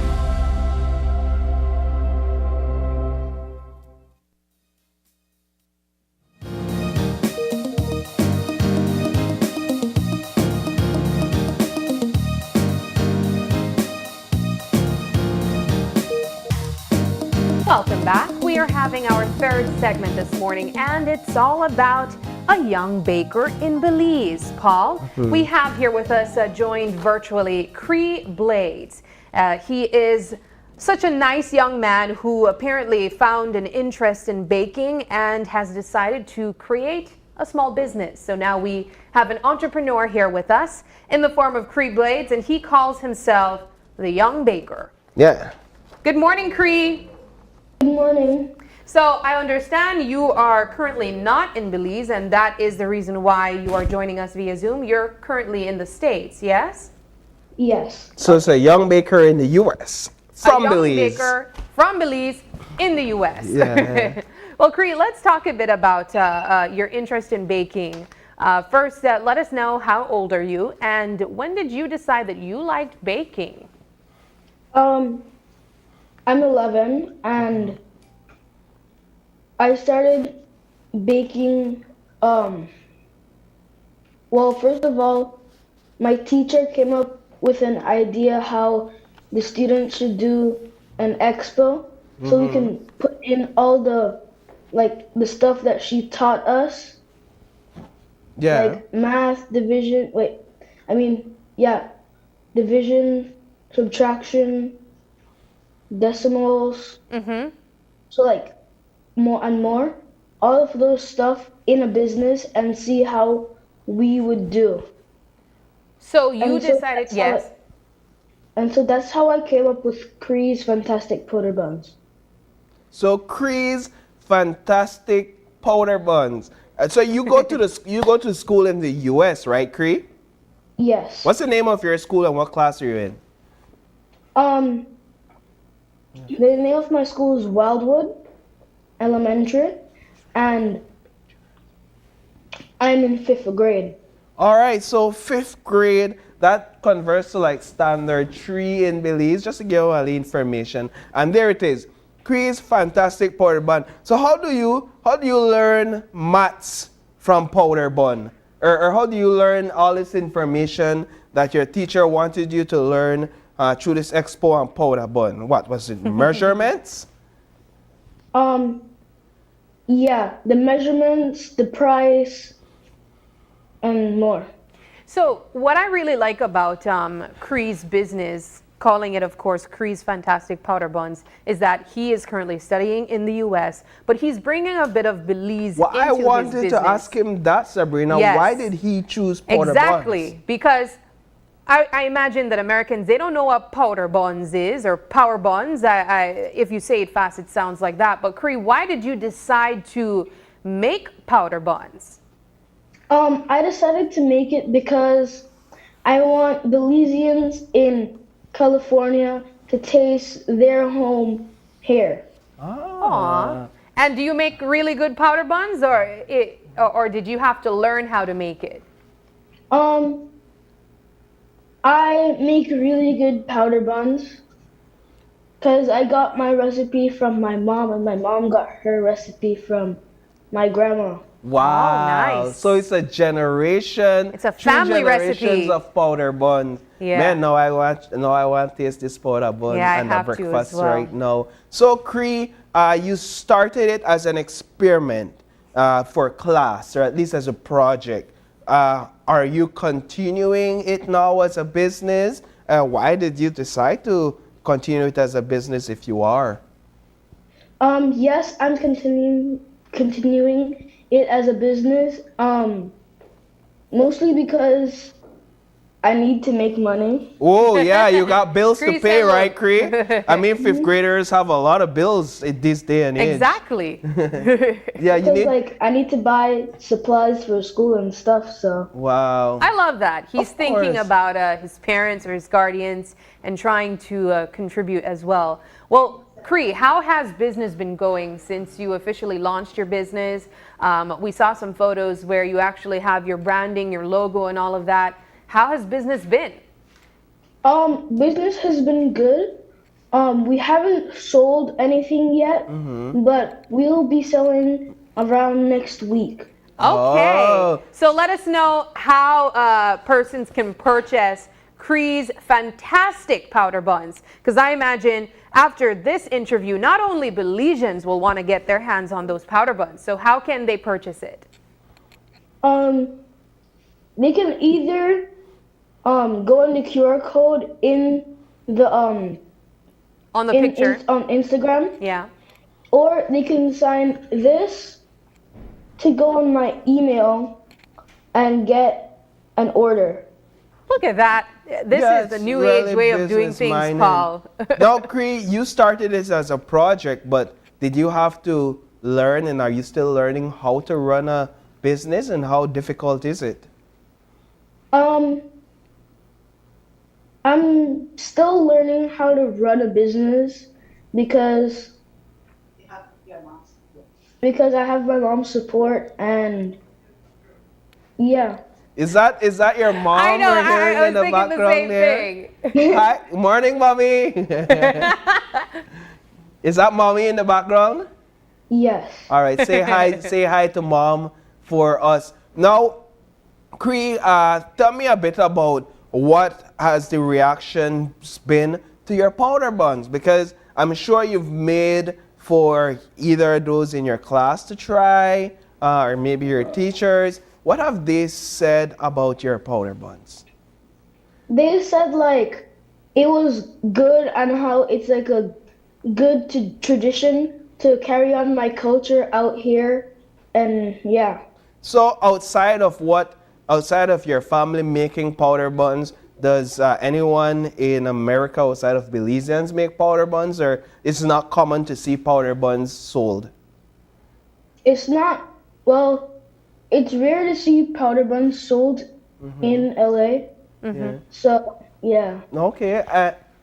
Well, Cree, I have to ask you, because I don't know how to make powder buns, and I'm not sure if you have a family secret ingredient, but could you tell me offhand, without looking at the recipe book, how to make powder buns? So you need flour, brown sugar, baking powder,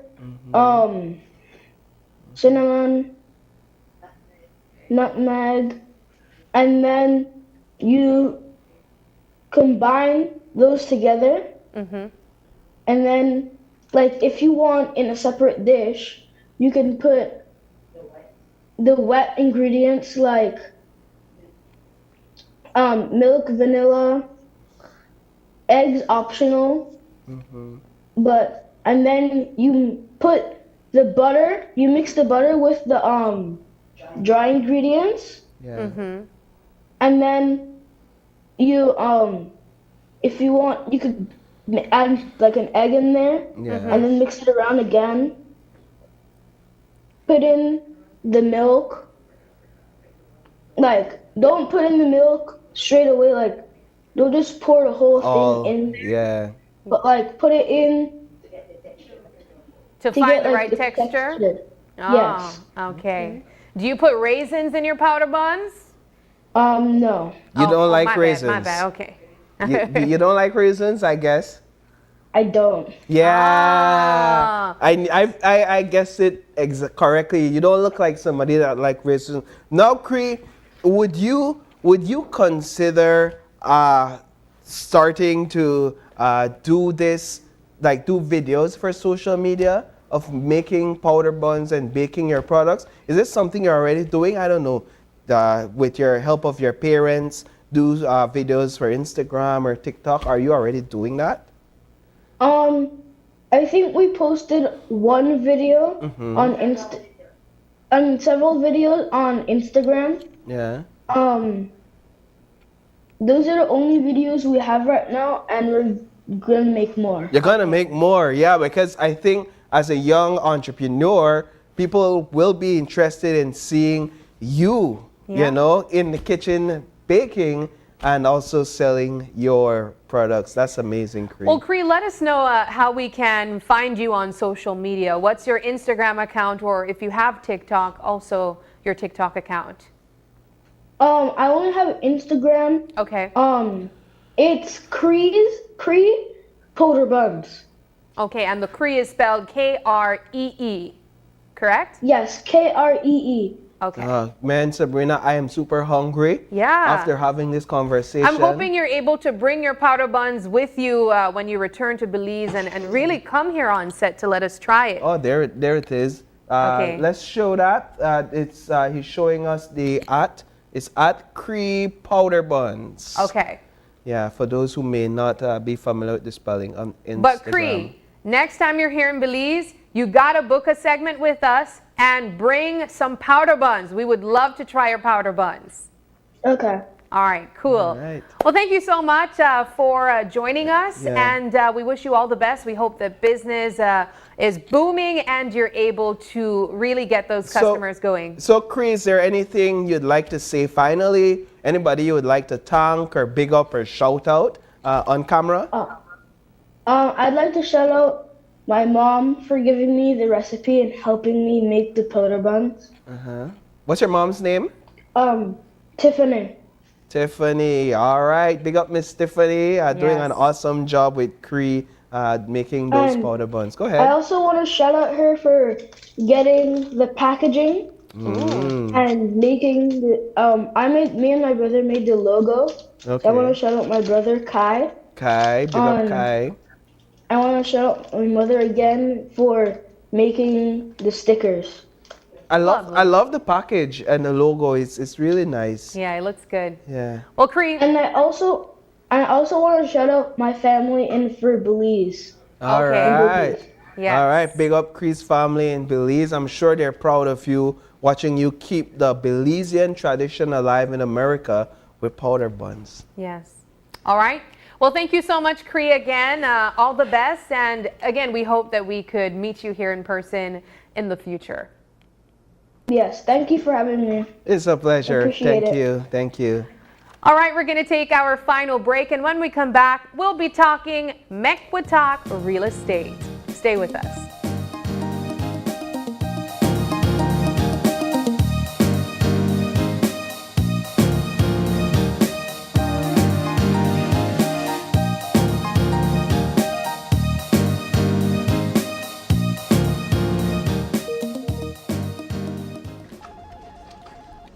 Hey Mike, do you have Atlantic Insurance phone number? What? You don't need that. They have an app. No. Sure.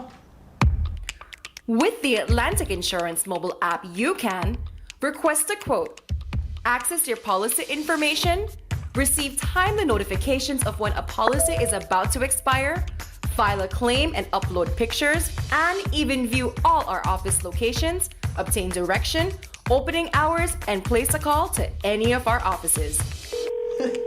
That game changer. Correct. Hello. Download the free AIC mobile app today and get instant access to everything you need. Available in the Apple Store and Google Play. For customer support, please call 613-8518 or email mobile support at aicbelize.com. Atlantic Insurance, insuring you from life's unexpected.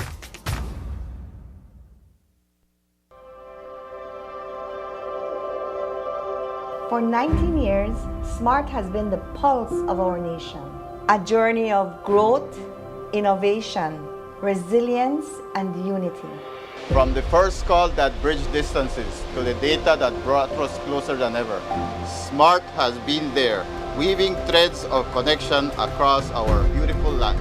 We have been active in providing innovative solutions to enhance our customers' lifestyles. Over the years, SMART has developed and provided various services to meet customers' needs. To the dreamers, doers, and the believers, thank you for making SMART a part of your story. For 19 years of trust, loyalty, partnership, and shared experiences. As we celebrate 19 years of connecting lives and dreams, let's keep the rhythm alive. Together, let's continue to shape our future one connection at a time. Come and be a part of the SMART family, where we empower you and our country today, tomorrow, and beyond. SMART, bringing people together.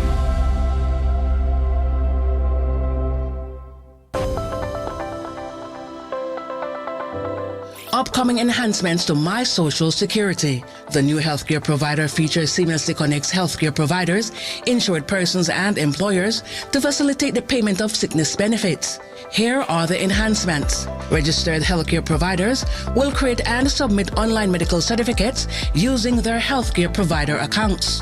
Insured persons will receive a link to view the medical certificate to complete and submit their sickness benefit claim. And employers will receive an email notification of their employee's sickness claim. Also, the insured person and their employer will receive a copy of the claim decision letter after review.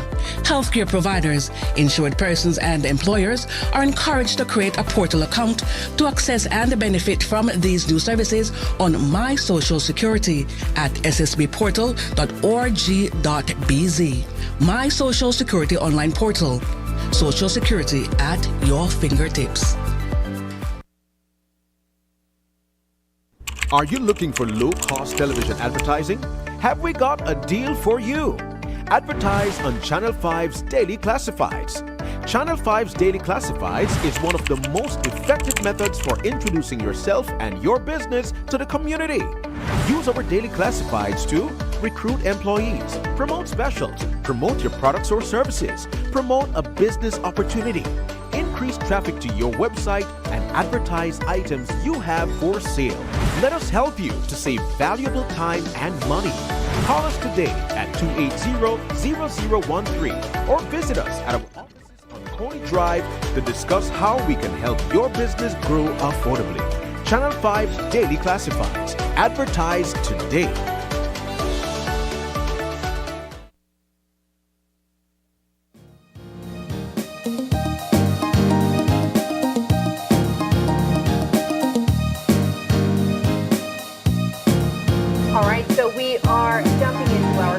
Conversation this morning, and this is going to be also a really great one because we are talking about real estate. We have here with us two real estate agents, Emil Montero and Ivan Hernandez, and they're here to talk about their recent marketing strategy, which is to inform the public about real estate. Now, if you're wondering what real estate is, we're going to be explaining that to you in just a moment. Gentlemen, good morning and welcome. Good morning, good morning, Sabrina. Good morning. Thanks Happy birthday. Thank you. The viewers don't know yet, but yes, it is. I was going to do the birthday shout out at the end, but yes. And good morning, Paul. Good morning. Yes. Good morning. Yeah, it's not my birthday. Thanks for having us here. Yeah. So, Mequitoc real estate. Let's talk about what the origin of this video promotion or marketing strategy came from, and then we can go from there. Excellent. Well, thanks. We started our first video like 10 months ago, right? And Ivan and I decided that this should be an informative video to be able to, more inform the public of Belize about what real estate is and some of the difficulties that they may be having, and to be able to better assist them, because a lot of us are unsure about what to do when it comes to land and my title and whatnot. And through those videos, we help the public. One of the things that comes with not knowing what to do is that a lot of people feel as if real estate agents or going to a real estate agent is for the wealthy and those with money. How do you demystify that or break that myth? Great question, because one of our videos that we did was talking about that. Why should you go to a real estate agent, right? Ivan, you want to give us a... Well, a lot of people have that misconception that working with a real estate agent would be, for the wealthy, but that's not really the case. I mean, we try to help everyone as much as possible. And, a lot of people, when they look at prices, they would tend to think that, hey, that price is way too high. The real estate agent is just trying to get wealthy. But in reality, in our brokerage, we always try to keep it within the market value. Because if we go over the market value, it doesn't really help anyone. It doesn't help us. It doesn't help the sellers, and we just have a bad name. So it's for everyone. We try to work our best with everyone, whether they want to buy or sell property. What other topics or issues you guys have addressed so far? Yes. So great question. One of the things that we have realized that being in this industry, in the real estate, is that people, right, we give them tips on how to sell your house, right? Because you might have a house that you want to sell, and so we help the sellers prepare, their house, right? So in terms of making sure the property is clean, right? And there's a lot more things. You can watch our video and you'll see more details on that. I want to touch really quickly on you gentlemen being real estate agents and choosing this profession as your individual careers. Why did you guys choose to take on this career? And since being a part of it, what would you say has been the value that real estate agents bring? Well, before I actually got into real estate, I'll talk on my behalf, right? Because we both have different reasons. For myself, when I just joined, before I had joined, I was actually doing real estate wholesaling up in the US, virtually, of course, right? And after that, the market went a little bit down, and I started to think, I loved the interaction with people. It was all over the phone, but I thought that I could have done it in my own country and interacting face to face with everyone around.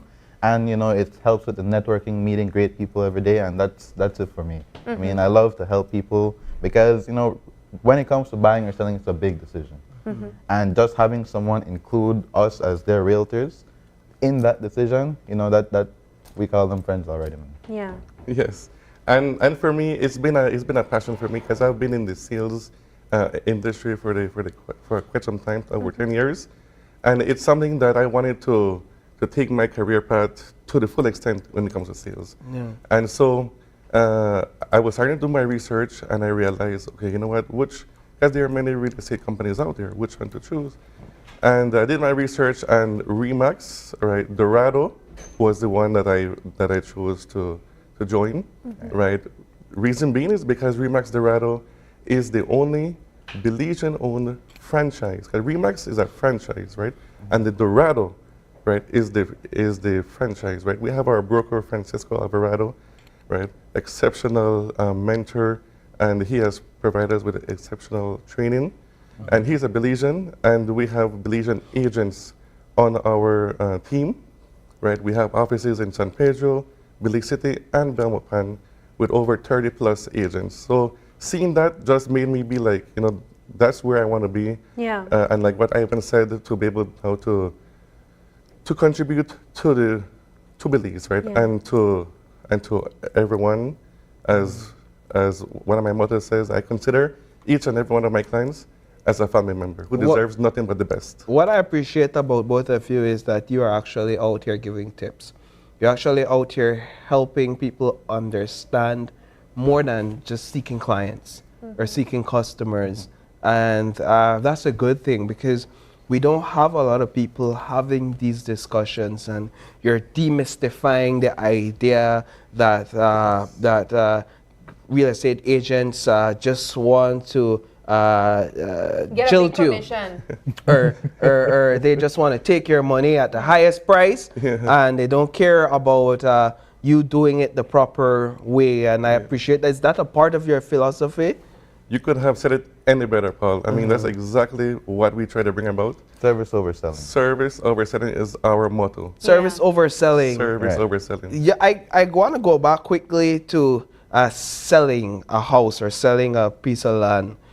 You said there's a lot to it, right? So somebody like me, I have a home or I have a piece of land I want to sell. Is it effective for me to just take pictures of it and post it on Facebook and say, hey, I'm selling this house, who want to buy? It's effective if you put it at a price below market value. Yeah, I don't want to grab a deal, right? Yeah. Anybody will grab a deal. Now, with that, we want to make sure everything is in place because, of course, if you take the title of the property to the land department and there could be, let's say, for example, a caution from the bank because it was mortgage or a lien, all of those would come in the longer run when it's time to close. So with us, we try to make sure that everything is in order. We do all of our due diligence beforehand to make sure that when it's time to have the purchaser get their title and their new keys to their home, everything is set and it's a smooth transaction. And that's one of the things that I wanted you guys to point out in my last question, because I had asked, what do you see the value of real estate or real estate agents to be? And I would personally say that that's the main value, where you have trustworthy individuals that you can rely on. We've been talking, Paul, about persons being scammed way too many times. And it's not only on smaller things like phones or vehicles. People also get scammed on land. Imaginary land. Imaginary land. So I think it's so important to have that middle person there that can be able to do the due diligence work for you, to ensure that you're not being jilted or you're not being scammed of your money, your hard-working money. But you mentioned something really interesting, Emil, earlier, where you spoke about a video that you would have done on family members that maybe have inherited land and don't know what the process is or what they should do or what are their options that they can do with that land. Can you expand on that? Sure. So, it's very important that you have all of your documents ready, right? And you have to think about the future, because you never know what could happen, and you don't want to then leave your loved ones behind with a mess to deal with at the end, right? So which happens all too often. Exactly. It does. So we recommend, that the best thing to do is to leave a will, right? In the event that you can, if you can, of course. If you can, right? And then, because with the will, that helps the process for your loved ones to be able to know what to do, right, with the title, to still be able to get their property sold, right? And so, like, we would advise them, okay, after the will, then there is a grant of probate, right, which then ensures who will be the administrator of the property, right, and the executor. And from therefore, then the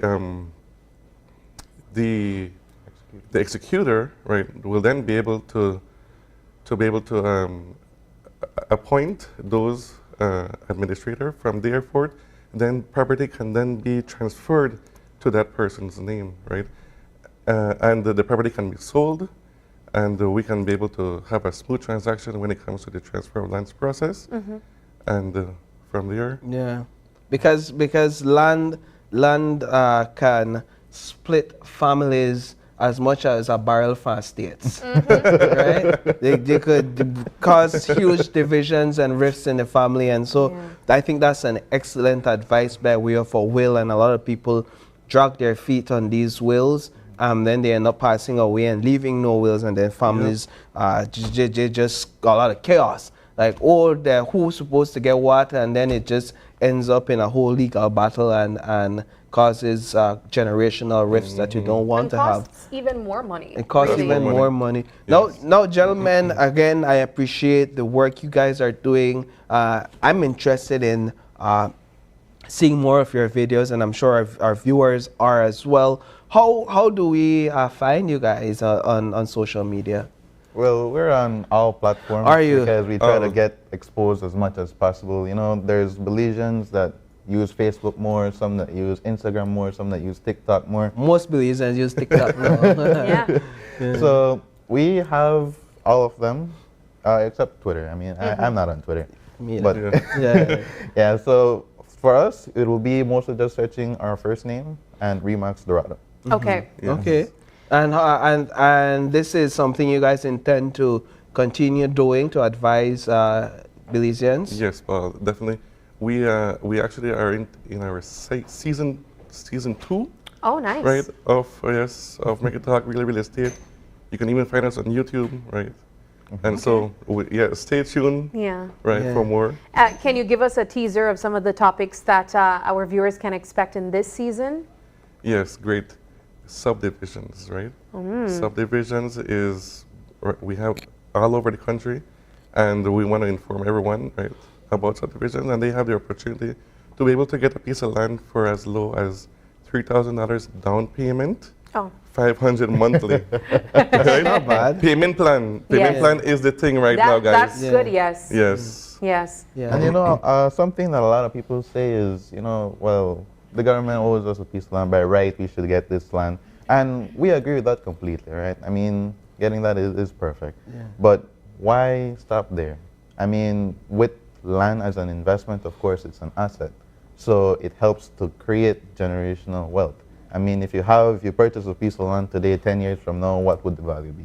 It increases. And land doesn't depreciate, it always appreciates in value. So yeah, and apart from why stopping there, why wait? Why wait for the sit on your hands and say, all right, I know I do nothing now. I'll wait till government give me my piece of land 10, 15 years, and God knows if it will ever happen. So take action, and you guys are giving us the guidelines and the how-tos on how to make this a reality for our lives. Gentlemen, thank you so much for stopping by. I'll give you a final opportunity to share with our viewers how they can reach out to you both individually or through the company. Yes. Okay. Great. So ML Montero at 614-4270, right? And I'm on Facebook, ML Montero-Remax at Dorado, Belize. And my name is Ivan Hernandez. My number is 614-8359. My email, ivan@remax-dorado.com. And stay tuned, follow our pages because we have a lot of subdivisions. We also have the loan fair that's coming up. And this Saturday, right here in Belize City, where they'll have a bunch of real estate companies working with Atlantic Bank to advertise. We also have one exclusively in Belmopan on May 4th. May 4th. Yes, big events coming up with you guys. Yes. All right, wonderful. Well, thank you all so much. It was a pleasure having you on. No, thank you for inviting us. Right, it was a pleasure. You guys have to come back and ruffle a piece of land. Or give it to Channel 5 staff. All right, so thank you all once again. Yeah. With that does it for our show this morning. It's Thursday, April 11th, and we have a birthday in the house. We do, as was mentioned. It's nobody important here. Nobody. I'm just kidding. We have a birthday today, and we are celebrating the birthday of none other than our host herself, Sabrina Daly. It is my birthday. Yeah, and so we're gonna sing happy birthday to you. Happy birthday to you. Happy birthday, Sabrina. Happy birthday to you. Thank you, guys. Let's And count also, 10, 20, 30, 40, 50. Yes. And also thank you to all of our viewers who's been wishing me happy birthday in a comment section. I have been seeing it. I might go back and comment and say thank you to each and every one of you. But thank you so much. It's a pleasure to be here on a work day, celebrating my birthday. I love it here, so thank you. But for whoever else is celebrating their birthday today, and they're my birthday twin, happy birthday to you too. You were just born on the best day ever, so congratulations. And if you'd like to give a birthday shout out as well, or if you have any questions, comments, or concerns, you can send us an email at oie@channel5belize.com. You can also catch us on Facebook at Open Your Eyes BZ, as well as Instagram at OIE Belize. Thank you so much for joining us, and please do us a favor and join us again tomorrow as you open your eyes and start your morning right. Until then, keep your eyes, your mind, and your hearts open. Have a wonderful Thursday.